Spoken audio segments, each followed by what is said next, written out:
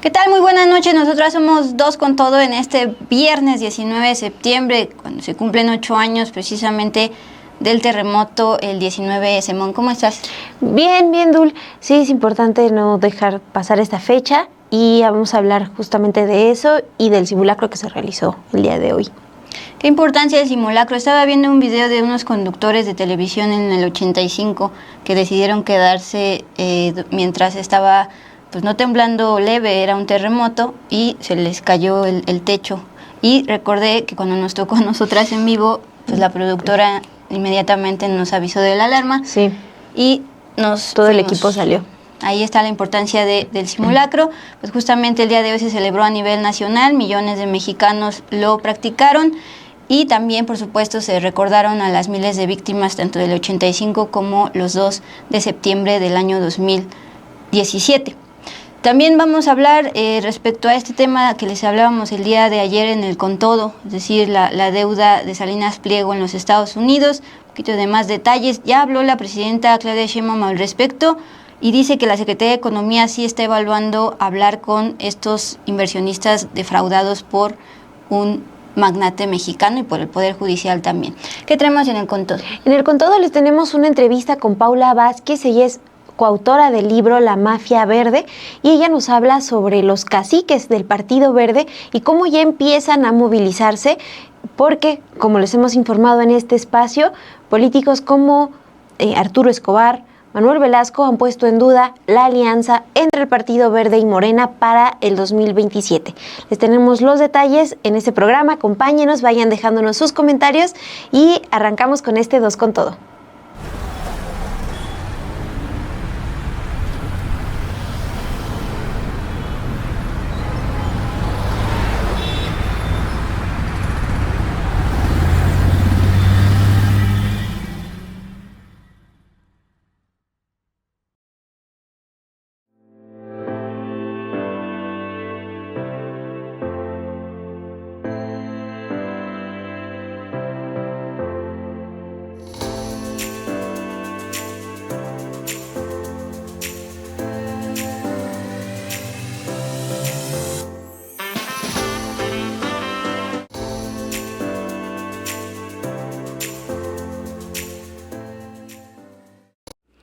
Bueno, pues muy buenas noches, gracias por estar con nosotras y sobre todo mandarnos ánimo, porque es un viernes que se siente cansadón. Te paso la palabra, amor, con ese ánimo que nos mandas. Para que vayas preparando, cargando energías. Me toca a mí aquí arrancar este viernes 19 de septiembre. Gracias por conectarse con nosotras. Antonio Gonca nos manda saludos a Lluvia, a Ilse, a ti, y a mí también me manda ahí unos saludos, a Calibán. Gracias por conectarse, Rodolfo Salas. Gracias por vernos este viernes. Y vamos con la información. Este viernes a las 12 horas, millones de mexicanos salieron a las calles de todo el país. Esto como parte del segundo simulacro nacional del 2025. Pero también para recordar a las más de 26,000 víctimas de los terremotos de magnitud 8.1 y 7.1 que afectaron el mismo día a México, el primero en 1985 y el segundo en 2017. Aunque han pasado 40 años del primer sismo y 8 años del segundo, del 2017, pues todavía se siente aquí en el país, en la Ciudad de México, desde donde transmitimos, pues el temor, la preocupación de lo que puede pasar ante un sismo. Bueno, lo que hoy se realizó, este simulacro, pues tiene el objetivo de que cada vez más personas participen y planifiquen sus estrategias para poder salir pronto de sus hogares, de sus centros de trabajo. Hay que recordar que este simulacro pues fue anunciado a través de un mensaje al teléfono celular. Cuéntenos si a ustedes les llegó. A mí me llegó en uno de los teléfonos que de veras tengo. ¿Tienes dos? Sí, uno para... Sí, la otra vez te andaba balconeando y a tus espaldas, eso no se debe de hacer. Pero estábamos hablando de los celulares de los ministros y les dije a Lluvia y a Ilse que tú tenías dos. uno de trabajo y uno personal. Sí, bueno, me llegó a uno de los teléfonos y la cuestión es que este mensaje pues sonó y la intención es alertar a la población y es pues eficaz para, en caso de estar en un lugar donde no se escuche la alerta, no se escucha la alerta, pues es importante poder salir. Además de este aviso en los celulares, se encuentran instaladas 14,491 altavoces que forman parte del sistema de alerta sísmica. Eso en cuanto al simulacro que se realizó el día de hoy. Y hubo también movilizaciones de personas que resultaron afectadas después del sismo del 2017. Así es, Mon. Como cada año, desde el 19 de septiembre de 2017, el colectivo Damnificados 19S, que tiene su epicentro en el multifamiliar de Tlalpan, que fue uno de los multifamiliares más afectados durante este terremoto en la Ciudad de México, se reúnen y pues conmemoran a las víctimas y también emiten pues comunicados. En este caso no hablan ya de la necesidad de reconstrucción, eso ya ocurrió. Sin embargo, a partir de la reconstrucción, pues hemos visto especulación inmobiliaria alrededor de edificios reconstruidos. Es lo que están justamente denunciando en este comunicado. Dicen, con tristeza, vemos la crisis de vivienda agravada por el desplazamiento, la falta de un horizonte real para el acceso a una vivienda adecuada a las nuevas generaciones, así como el embate de los grandes capitales detrás de la gentrificación de la Ciudad de México. Solo recordar que algunos de los edificios que se cayeron en el terremoto de 2017 aquí en la capital de México eran casi nuevos, producto justamente de la corrupción del boom inmobiliario. No se ha aprendido nada porque ahora reconstruidos con dinero público hay especulación inmobiliaria al respecto.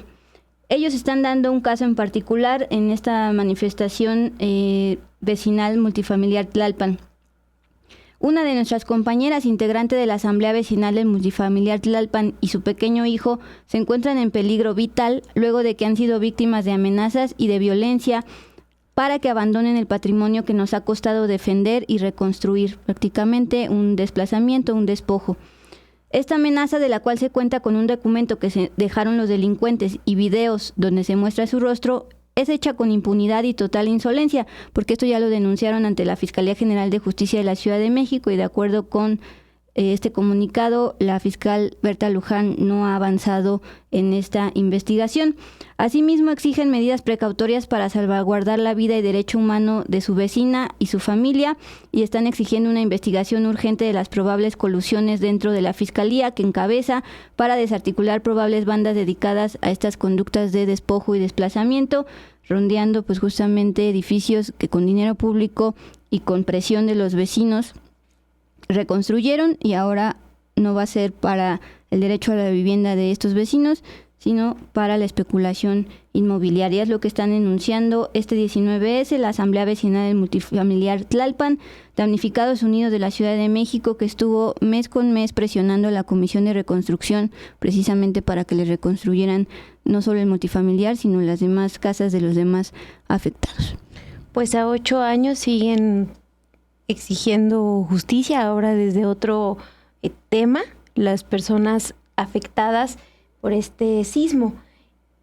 Y Dul, vamos ahora con más información, porque ya ayer les hablábamos un poco de la deuda que también tiene pendiente el empresario Ricardo Salinas Pliego, pero no solo en México, sino en Estados Unidos, y tú tienes los detalles. Así es, justamente lo estoy leyendo de Salvador García. Buenas noches, Monse y Dulce. ¿Pueden abundar más sobre el cuestionario enviado a la representante legal de los empresarios a los que les debe Salinas Pliego? Pues justamente íbamos a ello. Todo comenzó porque este fondo de inversión de los Estados Unidos envió un comunicado a la prensa mexicana. A partir de este comunicado, pues venía contacto para entrevistar a la representante legal de estos inversionistas defraudados por Salinas Pliego. Y pues precisamente nosotros le enviamos las preguntas y las responde el día de hoy. Es importante especificar, después de que la presidenta Claudia Sheinbaum en la conferencia matutina pues ya dijo que la Secretaría de Economía sí está evaluando la posibilidad del diálogo con estos inversionistas, que es lo que estaban pidiendo en este comunicado, luego de que este caso pues se ha sabido desde octubre de 2024 por la propia Secretaría de Economía, lo comunicó en una tarjeta informativa. Bueno, ¿qué es lo novedoso? Primero que le preguntamos a cuándo ya asciende esta deuda, a partir de los $400 millones que TV Azteca emitió. Nos dicen que $565 millones, pero esto va a seguir creciendo pues justamente por los intereses. Ayer les informábamos que estos inversionistas de Estados Unidos, a través de este comunicado que les comento, denunciaron que desde el 2022 TV Azteca, propiedad de Ricardo Salinas Pliego, hizo mal uso del Poder Judicial para que un juez mexicano de un tribunal de la Ciudad de México les diera una medida cautelar para que TV Azteca finja que por la COVID-19 pues no puede pagarles estos ahora $565 millones. Aquí se involucró al Estado mexicano, ¿por qué? Porque justamente los inversionistas a partir de 2021 dejaron de recibir su pago por parte de TV Azteca y entonces, como están protegidos bajo el TEMEC en Estados Unidos, nuestro socio comercial, pues solicitaron al Estado mexicano este arbitraje internacional. La Secretaría de Economía es la encargada de llevar a cabo estos arbitrajes internacionales. El gobierno mexicano está demandado a nivel internacional por varios casos. En este particular, las administradoras de fondos de inversión Cyrus Capital y Contrarian Capital presentaron este arbitraje en junio del año 2023 contra la Secretaría de Economía. La Secretaría de Economía está litigando este caso actualmente.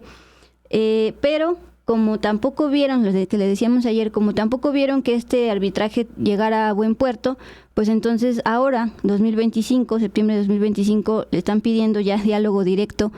Ellos quieren con la presidenta Claudia Sheinbaum, como la mayoría de los ciudadanos, pero la propia presidenta Claudia Sheinbaum hoy por la mañana dice que es la Secretaría de Economía la encargada. Y ya lo está evaluando, llámese el secretario Marcelo Ebrard. ¿Qué dice esta mañana la presidenta Claudia Sheinbaum? Se le pregunta, bueno, ella misma habla al respecto. En el fondo debería pagar lo que debe. O sea, ya no solo le debe al fisco aquí en México, sino a empresarios estadounidenses, particularmente a fondos, a dueños de fondos estadounidenses.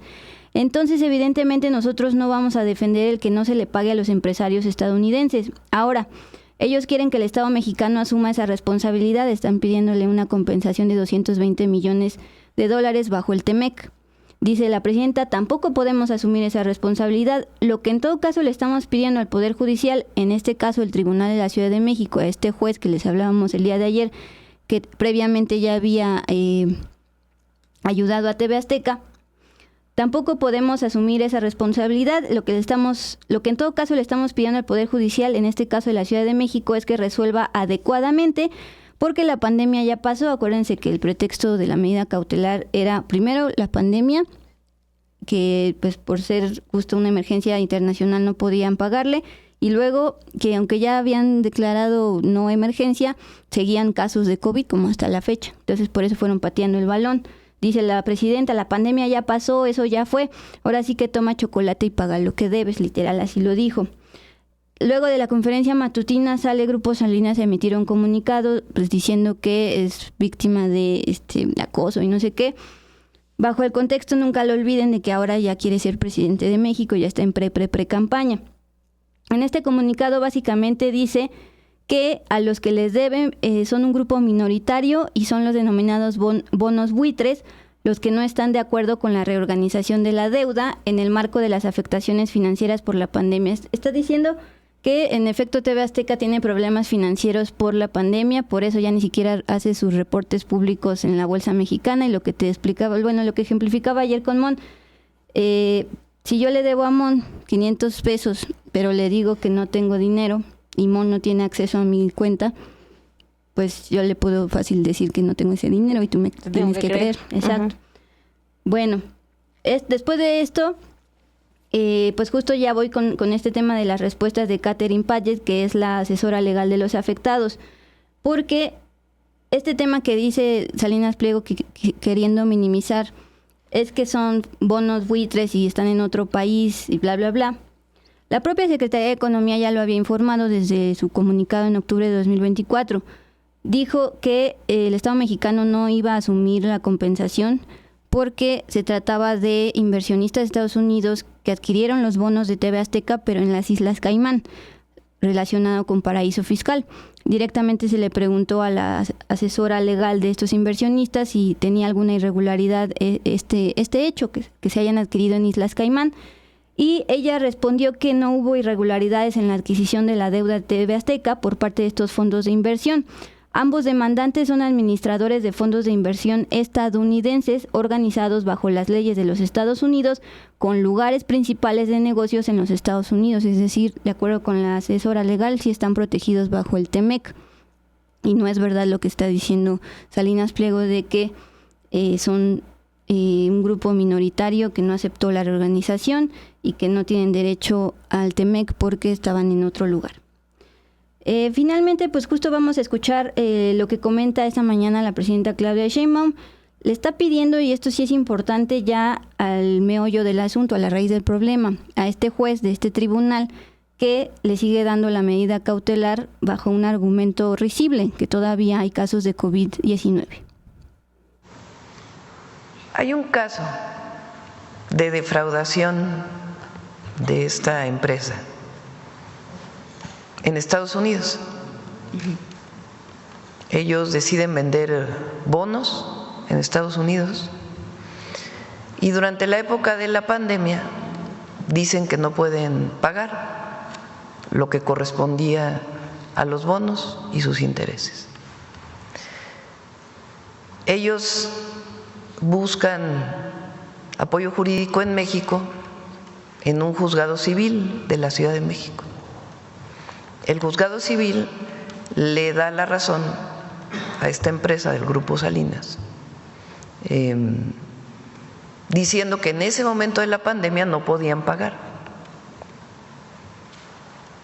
Siguió litigando y le siguen dando la razón hasta ahora a este grupo empresarial. ¿Qué es lo que hacen los distintos poseedores de bonos en Estados Unidos? Le piden al gobierno de México que intervenga y ponen una, ¿cómo se llama en el tema del tratado? Un litigio, pues, relacionado con el tratado comercial, porque México, digamos, no protege a los inversionistas en Estados Unidos. En el fondo, pues debería pagar, ¿no?, lo que debe. O sea, ella no solo le debe al fisco, sino a empresarios estadounidenses, a fondos, a dueños de fondos estadounidenses. Entonces, evidentemente, nosotros no vamos a defender el que no se le pague a los empresarios estadounidenses. Ahora ellos quieren que el Estado mexicano asuma pues esa responsabilidad. Tampoco podemos asumir esa responsabilidad. Lo que en todo caso le estamos pidiendo al Poder Judicial, en este caso de la Ciudad de México, pues es que resuelva adecuadamente, porque la pandemia ya pasó, eso ya fue. Ahora sí que toma chocolate y paga lo que debes. ¿Pero se llevaría a cabo un diálogo? Pues la Secretaría de Economía lo va a ver, porque todo lo que tiene que ver con litigios relacionados con el TEMEC o el Telecán en su momento, que todavía hay algunos, todos estos litigios tienen un nombre especial, no sé si aquí, arbitrajes internacionales, los ve la Secretaría de Economía y en todo caso los estará viendo. Por lo que es importante, pues es que venga una resolución del Poder Judicial en el sentido de que no se puede proteger a quien debe algo en México o en el exterior y que tiene que no hay ningún sustento legal para que no se pague. Entonces de ahí viene el litigio que salió hace unos días en los medios de comunicación por esta solicitud de que el gobierno mexicano intervenga y tenga esta reunión. La Secretaría de Economía está evaluando la pertinencia de la reunión, pero creo que lo más importante pues es que nosotros no vamos a proteger a una empresa que le debe dinero a empresarios de Estados Unidos. ¿Cómo vamos a proteger nosotros? Y el Poder Judicial tampoco debería proteger. Que lo revise la Secretaría de Economía, lo está revisando en el marco del derecho internacional y de nuestras leyes. Lo importante y lo de fondo es que nosotros, como gobierno, no estamos protegiendo a quien debe dinero, a empresarios o a fondos de inversión o fondos que compraron bonos de este empresario. Pues, ¿cómo vamos a defenderlo? Y el Poder Judicial, repito, tampoco debería ampararlo. Ese es uno de los temas del abuso de los amparos. Y vamos ahora con información sobre Hernán Bermúdez, exsecretario de Seguridad Pública en Tabasco. Hoy la Fiscalía General de esa entidad, particularmente el fiscal Óscar Tonatiu Vázquez, informó que este exsecretario, quien es investigado por los delitos de asociación delictuosa, extorsión y secuestro exprés, podría enfrentar una sanción penal de hasta 158 años privado de la libertad. El fiscal de Tabasco detalló lo siguiente: la penalidad que alcanzaría Hernán Bermúdez sería por el secuestro de 50 a 100 años, por asociación delictuosa de 7 años y medio a 18 años y por extorsión de 20 a 40 años. Esa es la penalidad que alcanzaría en caso de resultar sentenciado. La Fiscalía Estatal detalló por la mañana que preveían que el exfuncionario preveían que se conectara por videoconferencia a esta audiencia inicial, esta audiencia de cumplimiento de la orden de aprehensión que se giró en su contra, y se conectó desde los juzgados de este centro de privación de la libertad en el Altiplano, en el Estado de México, en una audiencia a cargo del juez de control de la región 9 de Tabasco, Ramón Adolfo Brown Ruiz.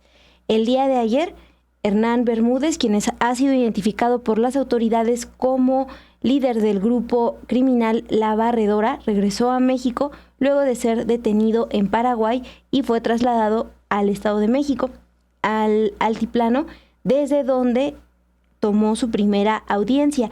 Y es una audiencia que inició poco después de las 12 de la tarde, después de arreglar problemas de conexión. Eso es lo que ha reportado la prensa nacional.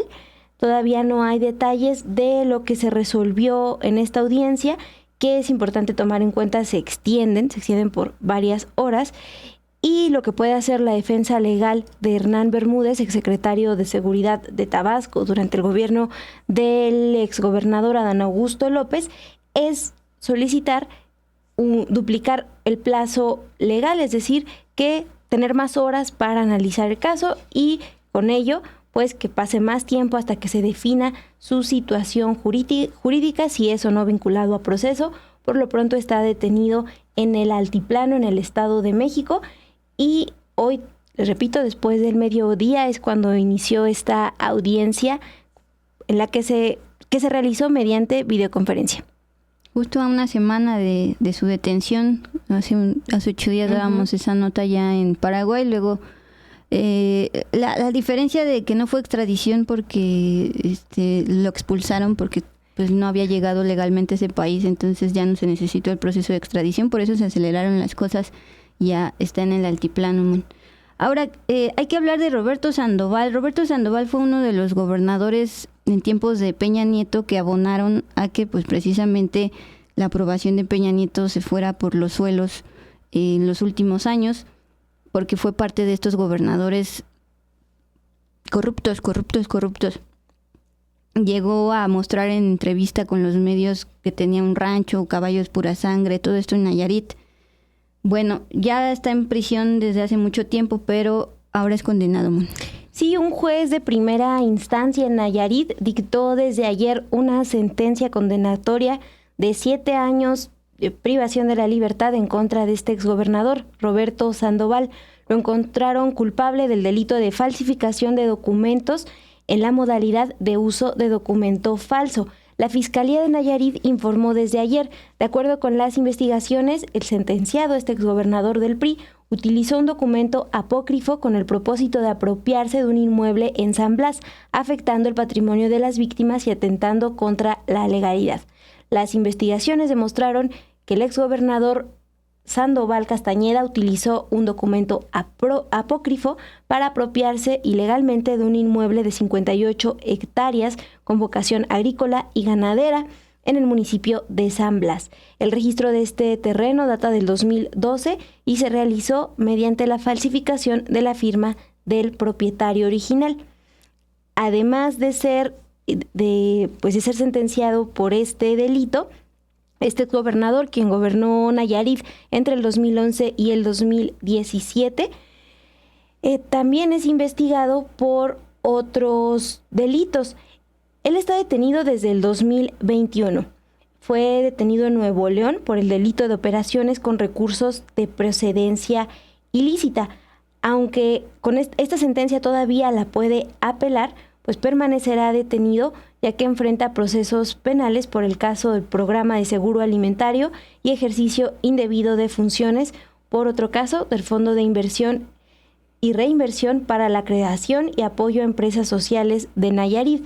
Es decir, aunque apele esta sentencia de 7 años por la falsificación de un documento, seguirá detenido y todavía hay procesos penales pendientes. Pues ahí estamos. Ahora nos pasamos a la actualización por parte de la Secretaría de Salud de la Ciudad de México respecto a las víctimas de la explosión de esta pipa de gas LP en la alcaldía de Iztapalapa el pasado 10 de septiembre. Van 21 hospitalizados todavía, 38 personas ya fueron dadas de alta y ya van 25 también personas que han fallecido. Se trata los últimos fallecimientos de Jaime Javier Becerra, de 49 años, Giovanni Martínez Llanos, de 17, y María Salud Juarrita Molina, de 25 años. Del 10 de septiembre a la fecha, pues los medios han dado las historias detrás de cada una de estas personas que han ido falleciendo por quemaduras en mayor porcentaje de su cuerpo. Pero también poco se ha hablado de los animales que también se vieron afectados, porque también estaban coexistiendo en esta zona. Se genera tanto tráfico, la México-Puebla, rumbo a La Paz y demás. Quiero resaltar el caso de una perrita que llamaron en la asociación Huellitas Cerecita.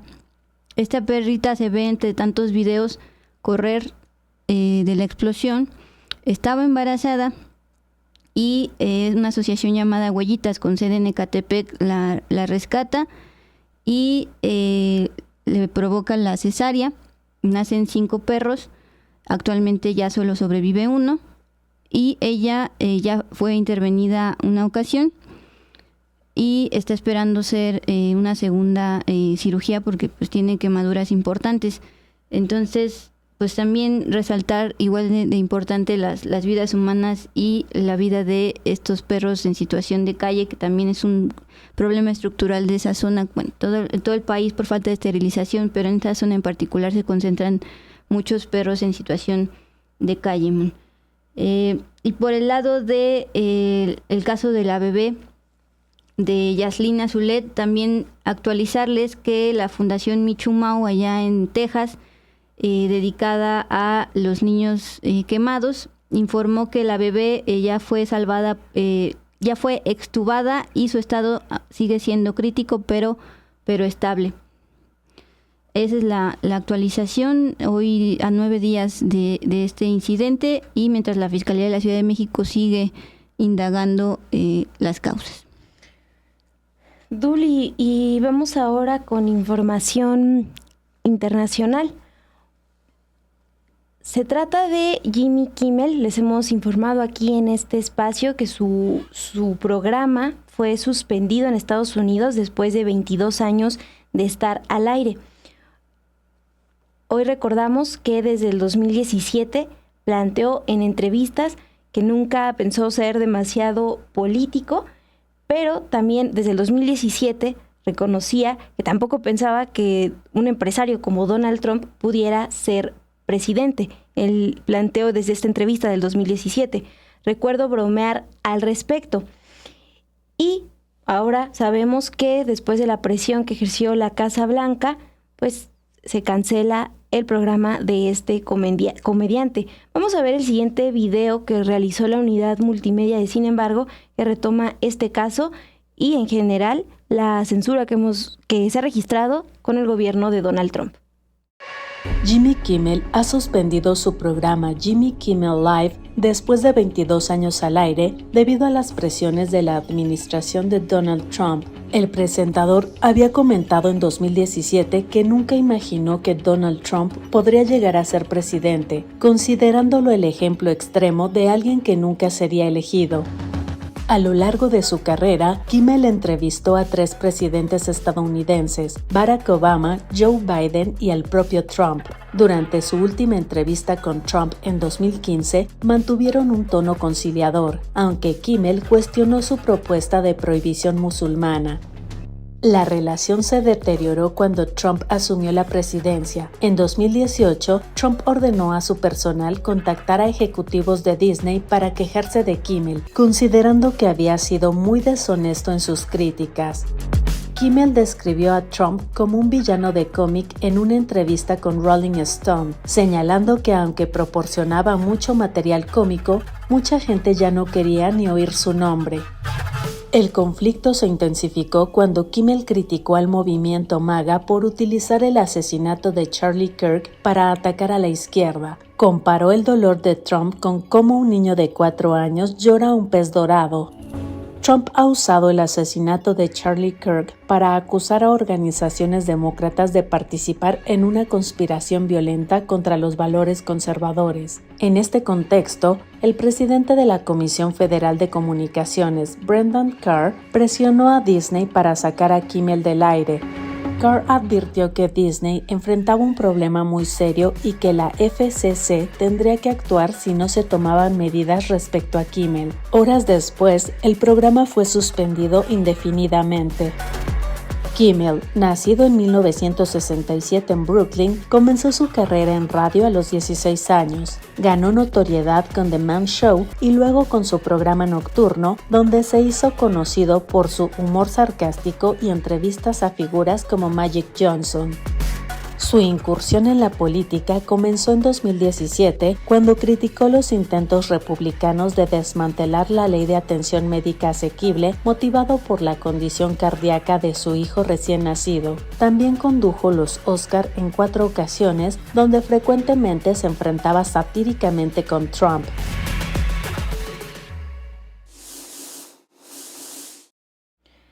Bueno, Dul, pues así las cosas en Estados Unidos y con las decisiones que toma el gobierno de Donald Trump. Antes de avanzar con la información, me detengo a leer algunos de sus comentarios. Ileana Gobea nos dice: también me es difícil dejar de ser tan política. Esto pues en referencia a lo que planteó el comediante Jimmy Kimmel desde esa entrevista en 2017. Nos dejan aquí también distintos comentarios, el llamado a que Salinas Pliego pues pague sus impuestos, lo que deben en Estados Unidos y en México. También en el chat están destacando, a ver si lo encuentro, un comentario de, nos dicen: me parece excelente el apoyo de Paraguay a México por el traslado del exsecretario de Seguridad. Fue detenido la semana pasada en ese país y ya esta semana llegó a México y se realiza la primera audiencia. También Carlos Gaitán nos manda saludos, no sé, bueno, más bien hace un llamado a no comprar nada de Disney. Al boicot, sí. Sí, aquí está diciendo Carlos Gaitán. Pero, o sea, Disney fue del censurado, ¿no? Pues lo que se ha dicho es que como se recibe esta presión desde el gobierno de Trump, pues decide Disney, que es la matriz de esta empresa ABC, bajar el programa. Pero aquí el llamado es que nos hacen desde el chat es no comprar. Y también mención especial a Tiguerón. Ya no lo habíamos visto, se nos trascendió que lo habían bloqueado. No fue en este programa, evidentemente.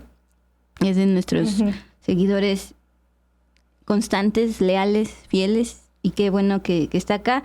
Creíamos que era Tito Camotito, pero resulta que Tito Camotito está conectado al igual que Tiguerón, entonces no creo que puedan coexistir en el mismo universo. Hablando de universo. Bueno, no, yo nada más aquí digo que quien no había escrito en el chat es Agustín Vite. Entonces, manifiéstense. Uh-huh. Sí, les decía, hablando del universo, pues triste la noticia. La astrónoma Julieta Fierro, y bastante divulgadora de la ciencia desde la UNAM y de distintas vías, falleció este viernes a los 77 años, así lo confirmó la Universidad Nacional Autónoma de México. La institución lamentó el deceso de la investigadora del Instituto de Astronomía, a quien reconoció como un orgullo dentro de la comunidad por su trayectoria y contribución a la divulgación científica, pues justamente por eso era conocida a nivel medios, porque ella sí se encargaba de explicar la ciencia pues de manera más dinámica, con objetos, con pues también justo lo están viendo en pantalla. Era una forma de hacer más accesible la ciencia, la astronomía, el estudio del universo, no solo a los adultos y a los niños. También la presidenta Claudia Sheinbaum expresó sus condolencias. Sin duda una mujer inspiradora que trascenderá el tiempo y el espacio. Julieta Fierro, ahora eres polvo de estrellas, escribió la mandataria en sus redes sociales de Científica a Científica. En la mañana recordábamos que para un close-up precisamente de la entonces candidata Claudia Sheinbaum, platicamos con Julieta Fierro. Ella asistió a los primeros eventos de precampaña de la doctora Claudia Sheinbaum y nos reveló que ella, Julieta Fierro, conocía a Sheinbaum desde bebé, porque Annie Pardo, la mamá de Claudia Sheinbaum, la presidenta, también es científica, entonces convivían en la universidad. Queremos compartirles un fragmento de una entrevista que le realizamos también aquí en Sin embargo al aire en abril de 2024 por el tema de este eclipse que ocurrió ese día. Escuchémosla en memoria y regresamos con el con todo. El que hay un eclipse cerca de donde uno vive sucede muy de vez en cuando. Y cuando ocurre, pues es muy sorprendente porque la luna va cubriendo al sol. Como sabes, pues el tamaño aparente de la luna y del sol son iguales. Aunque la luna cabe 400 veces en el diámetro del sol, pues lo puede cubrir. Pero mientras lo está cubriendo, ni cuenta se da uno porque es tan brillante el sol. Es como un día nublado, pues no pasa nada, tú sigues viendo. Pero de repente se hace de noche y se ven las estrellas. En esta ocasión se va a ver un cometa si tienes binoculares. Todo el horizonte se ilumina. Es una cosa increíble. Justo antes del eclipse se empieza a enfriar la atmósfera súbitamente. Entonces los vientos cruzados producen en el piso lo que se llaman las sombras volantes. O sea, ves en el suelo, si pones algo blanco, ondas como que avanzan en el piso. Y esto sucede pues de casualidad porque no solo la luna puede cubrir al sol, a veces la luna está más lejos y no logra cubrir totalmente al sol, como pasó el año pasado. Y es una chiripada porque, mira, el sol sale por el este y se pone por el oeste. Todos hemos visto, ¿no? Cómo se mueve en el cielo. Y la luna pues también sale por el este y se pone por el oeste. Pero sus órbitas se cruzan. Entonces, por eso no hay más que 2 eclipses al año. Y que toque donde tú vives, pues es muy, muy de vez en cuando. La sombra de la luna cuando pasa por la Tierra es bien pequeñita. Y por eso el eclipse se ve en muy poquitos lugares. Muy a menudo pues sucede en el mar, en el Océano Pacífico. Entonces no lo ves cerca de los polos, en lugares inhospitalarios, donde está nublado casi siempre.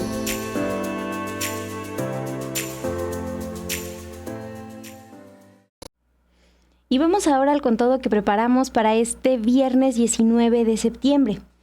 En las últimas semanas después de el comentario que hace Arturo Escobar, consejero político nacional del Partido Verde, que puso en duda la alianza entre Morena y el Partido Verde, aunque después precisó que se refería particularmente de Tamaulipas, pues este comentario desató reacciones.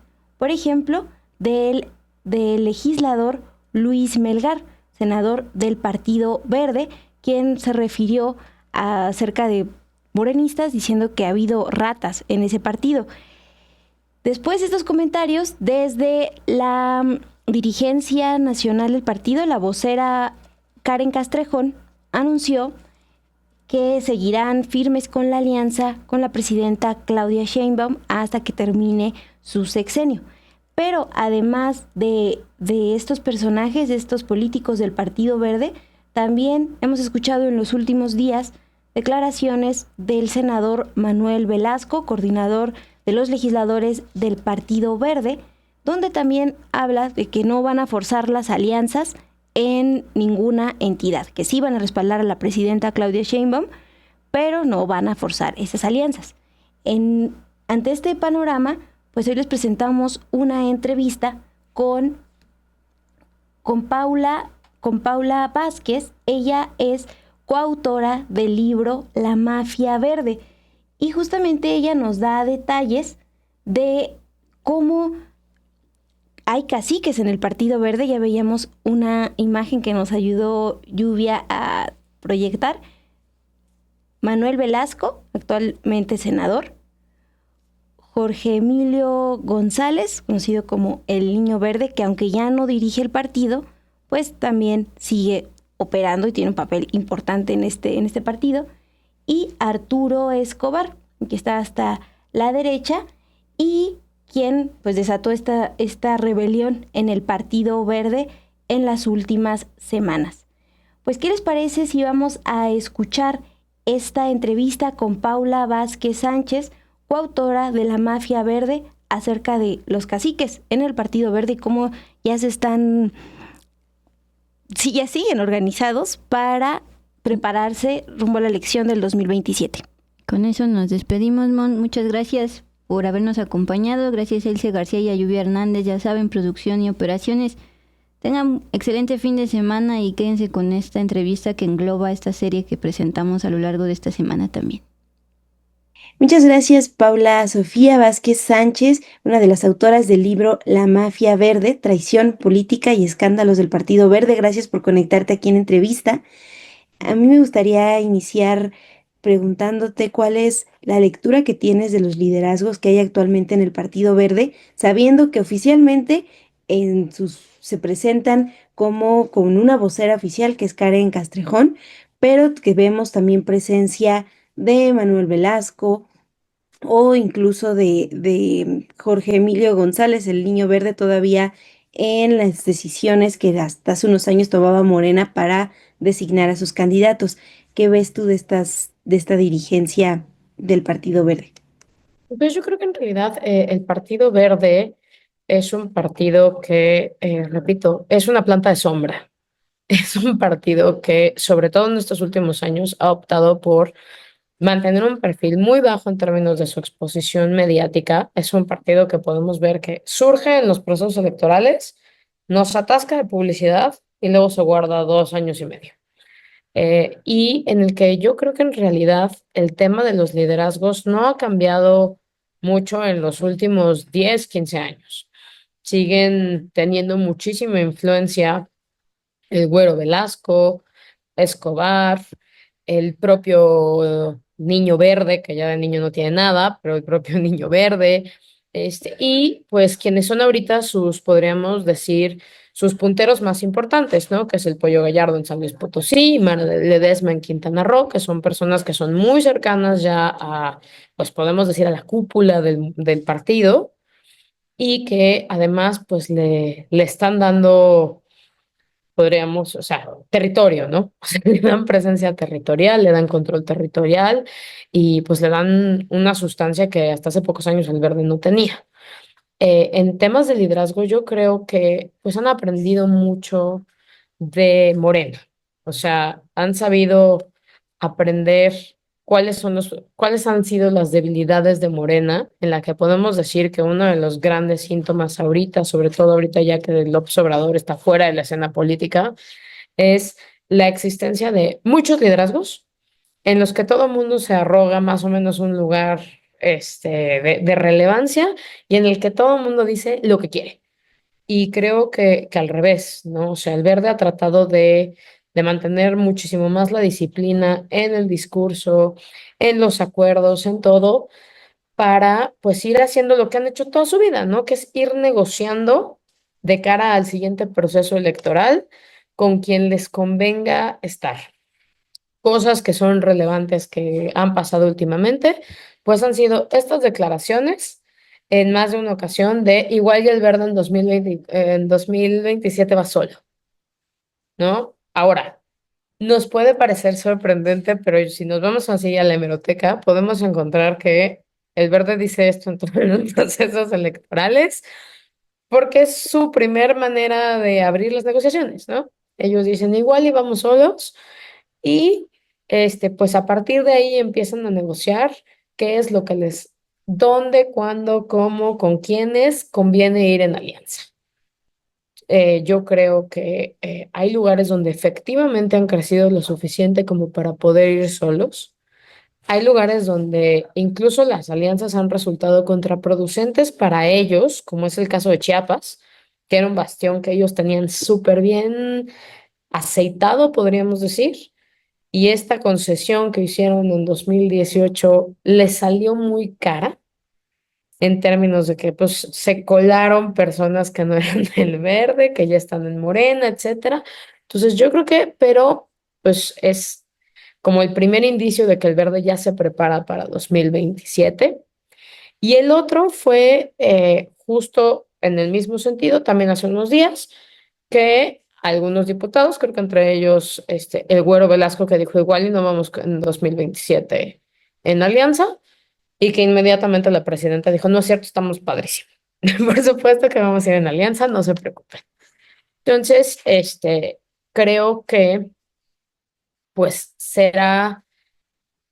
es parte del stunt del Verde. O sea, creo que es parte de de cómo maneja el Verde sus negociaciones. Hace públicas estos intereses de esta disque idea de que no va a ir en alianza y de ahí comienza todas sus negociaciones. Por esto que mencionas los liderazgos diluidos, es que llama la atención entonces mensajes como el de Arturo Escobar hace unas semanas, también mencionaba eso en un evento en Tamaulipas, que puede ir el Verde solo en varias entidades, aunque él ya no tiene la presidencia del partido, pero es parte del Consejo Nacional que define las alianzas y forma parte de esta cúpula que nos mencionas, por eso es que pueden tienen margen de acción todos estos perfiles, ¿no?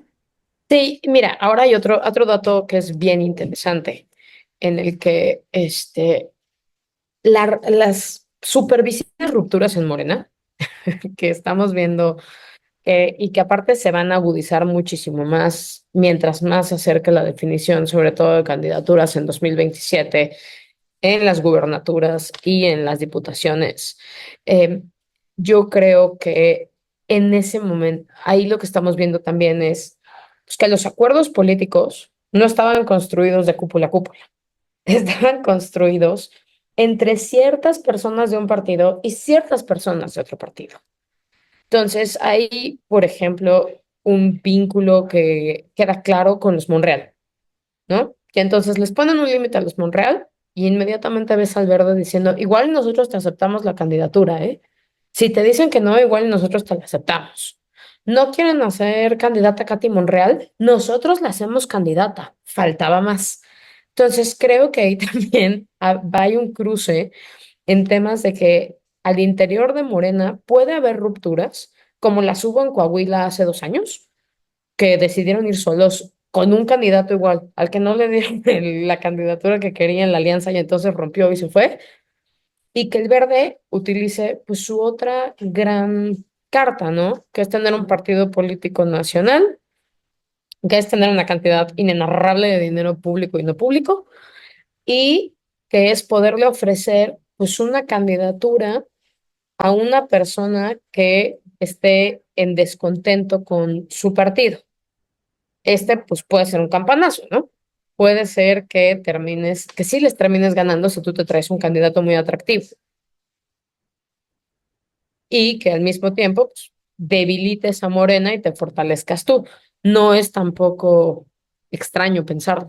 Entonces, ahora que se acerca esta definición de candidaturas, lo que podemos hacer es pues empezar a leer las posturas, las relaciones que empiezan a tener estos liderazgos que tiene el Partido Verde, estas declaraciones de Karen Castrejón, las declaraciones de Manuel Velasco, las de Arturo Escobar, todas esas irlas leyendo em, pues con atención porque nos dejan ver con quiénes se están acercando de otros partidos. Sí, creo que tenemos que justo empezar a leer como hacia dónde va su estrategia y entender una cosa que es que el Partido Verde es un partido que apuesta poco por lo federal y que o sea, es un partido que más bien apuesta por irse fortaleciendo en lo local.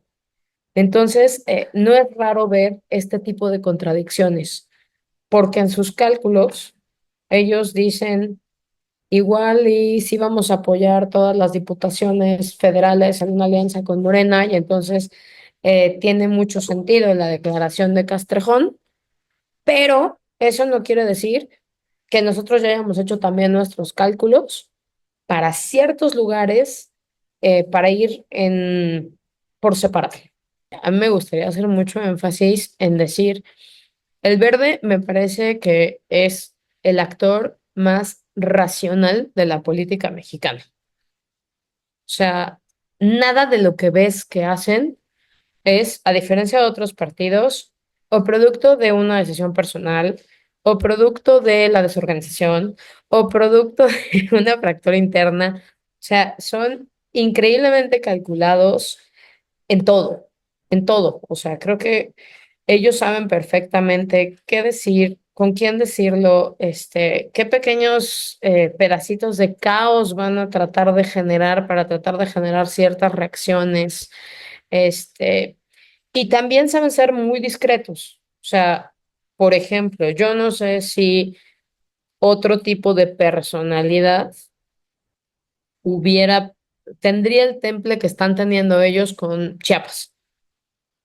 Ellos han aguantado Chiapas, ellos han dicho, nosotros apoyamos, nosotros, aunque pues sotoboche, ellos dicen, nos urge recuperar Chiapas, no se la puede quedar Zoe, este es nuestro bastión, etcétera, etcétera, pero no son cosas que hagan públicas.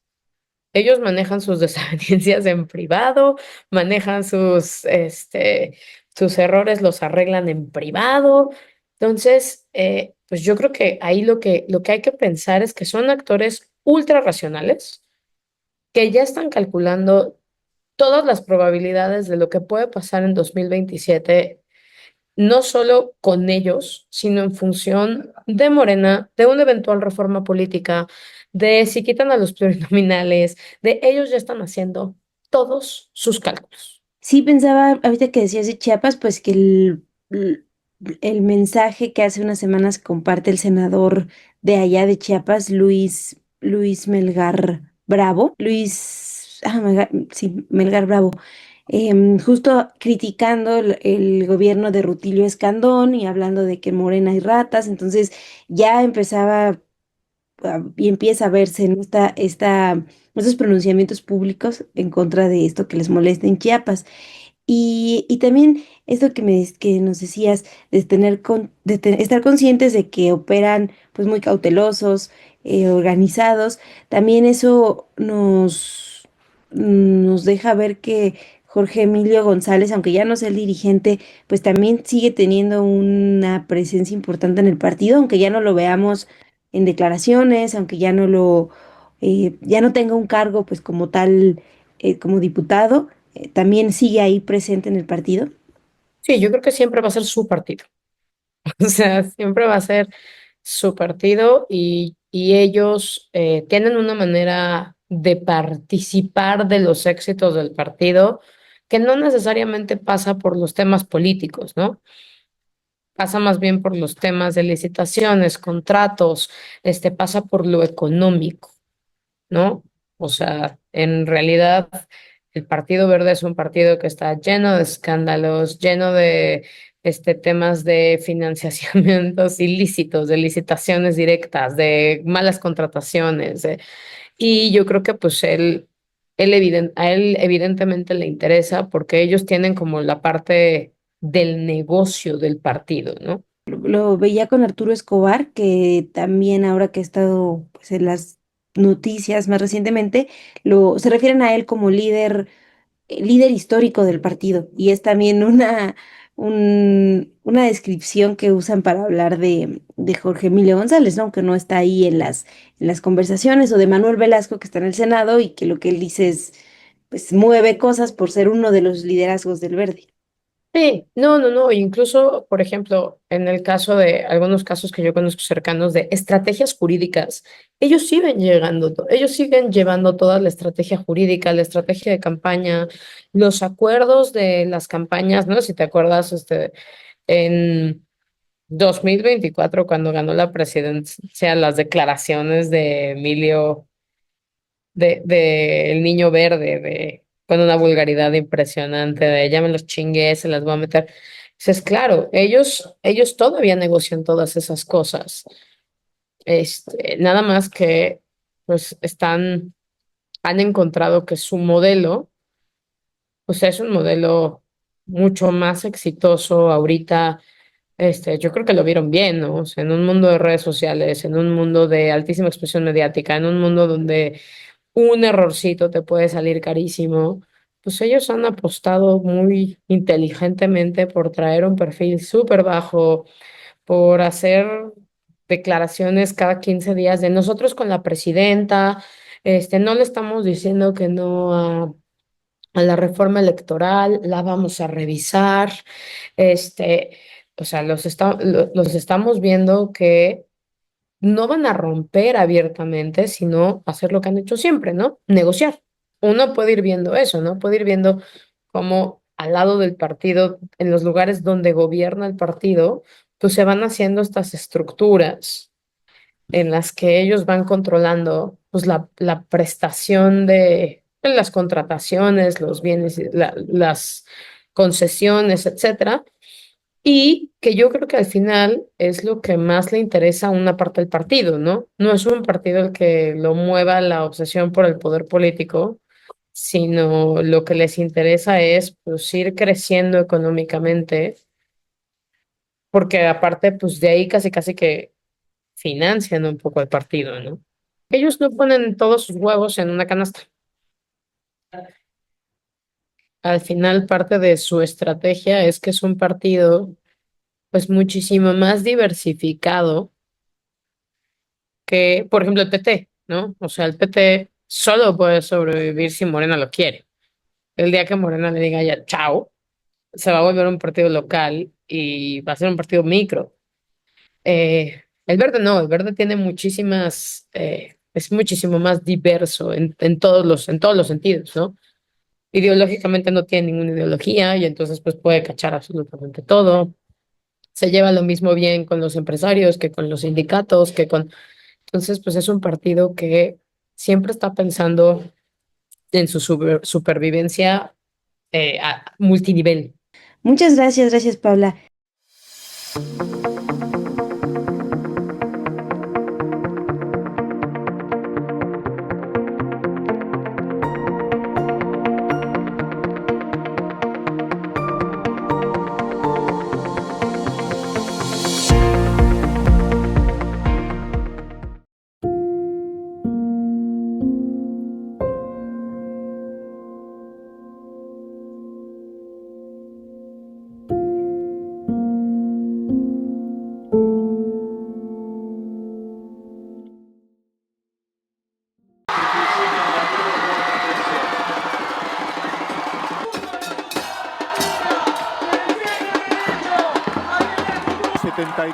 Votos afirmativos, 67 negativos, 2.